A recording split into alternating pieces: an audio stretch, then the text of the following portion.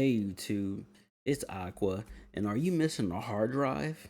Did you just install a hard drive and you don't see it on your file explorer at all?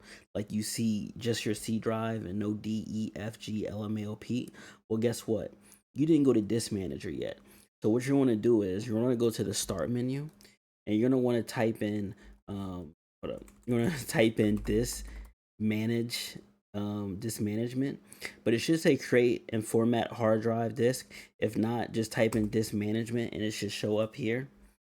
And this basically is going to show every hard drive, every SSD, HHD, HDD on your HD. You know what? Don't.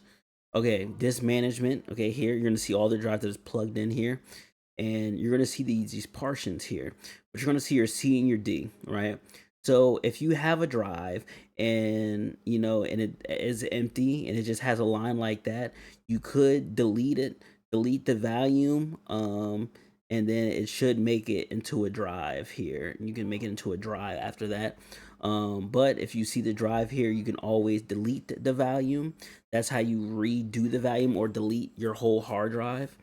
So yeah, so this is pretty much where you will find your drive, and you're able to delete the volume to make it an actual volume, and you'll have to change the drive letter to make sure what the path is in the name. But this is most likely where your hard drives are. Disk management is where you're able to see your hard drives, see the size, see what type of hard drive it is, see what type of hard drive it is, if it's healthy, the capacity, the space limit, and this is probably the hardcore style of disk management besides going into the storage sync and storage management from the actual GUI of Windows, the graphics user interface.